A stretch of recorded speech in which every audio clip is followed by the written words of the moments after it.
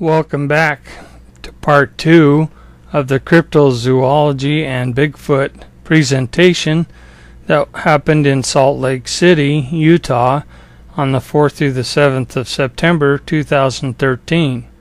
Previously we discussed Mr. Bigfoot and we had a few photos and talked about the facial database that is on display at mogionmonster.com. Now, why is it important to have a Bigfoot face database? Well, basically, it helps us learn a little bit about Bigfoot. Basically, we try to match up faces from different times and different places, and if we get a match, then we have a high probability of the cryptid being real and not just a squatch blob. But we also start collecting information about their numbers, how many of them are there, and we start tracking their territories and their migrations. We start tracking ages, growth rates, and longevity, and we start getting a better feel for their social structure, basically who associates with whom. So we learn quite a bit from the database. Now keep in mind the faces in the face database of mogionmonster.com is Arizona Bigfoot only. These are sightings or pictures that have been taken within Arizona.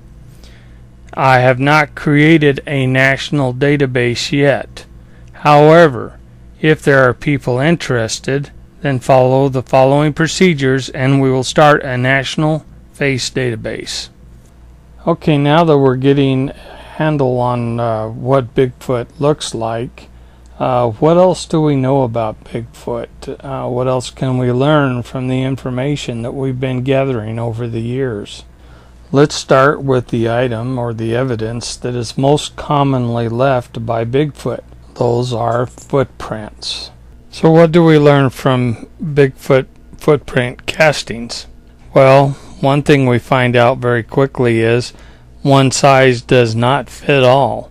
They come in various sizes, and they also appear to come in various shapes. And it might be due to regional differences or how the foot is being used.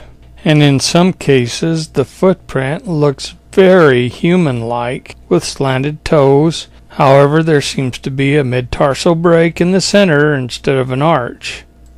Now, many Bigfoot researchers already know about the mid-tarsal break that has been talked about by Dr. Jeff Meldrum and his expert analysis of the different footprints. However, not much is said as to what purpose the mid-tarsal break really serves.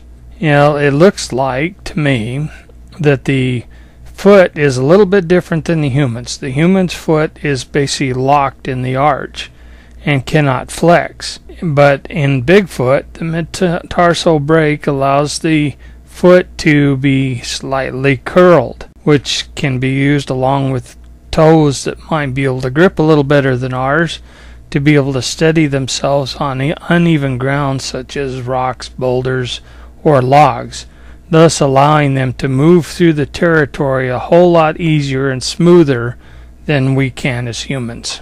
Of course, the footprints come in various sizes because they start out as babies and grow big. These footprints are about 5 inches long. These next two photos are taken from different times and different places, but they are very interesting on the dynamics of the foot. Notice the heel is very slender, and most of the weight is put on the front ball of the foot. In both cases, it was slippery or muddy, and therefore it looks like they have the ability to be able to dig their toes in and get more traction than a human can. So we've taken a look at the Bigfoot feet. Now let's take a look at Bigfoot hands. Bigfoot hand characteristic analysis, 31 March 2012. This photo was taken back in 2008 by a game camera which I hung, and I believe it to be the knuckles of a small Bigfoot.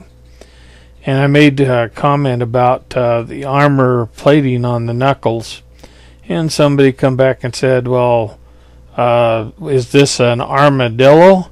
No, it's typical of a primate.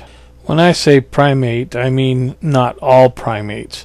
There are a couple of species that are very, very close to being human, and they have the characteristic of armored knuckles. And this is mostly due to the bone structure of the knuckle, and because the center joint has to support such long fingers, the knuckles are basically heavy duty, and it makes them appear like they're armored, and they look even more so because basically they use the back of their hands to steady themselves as they're walking. So what evidence do I have that Bigfoot has long fingers with armored knuckles?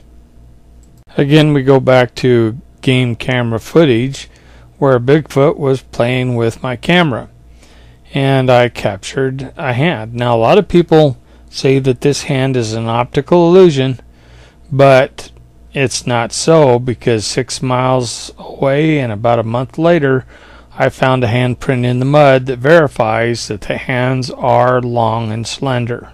Now, this footage here is the actual footage where I captured the fingers. I have the motion slowed down so that you can see the Bigfoot actually playing with my camera. I don't know if he's trying to get it off the tree or if he's trying to twist it around to where it's looking somewhere else.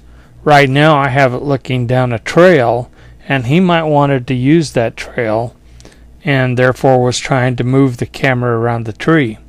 But I have it locked on the tree pretty well. Now, my camera took quite a beating. It was still on the tree when I retrieved it, but I decided to try to fingerprint the camera because it was handled. Now, most humans have swirls, loops, waves, circles, and their fingerprints. These fingerprints went straight across the print. I used a microscope, and it was actually too large of a print for me to get all in one picture under the microscope I had, but they were straight across the print. Well, this brings us to a good stopping point. Part 3 of the presentation will follow shortly. I hope you've enjoyed the presentation.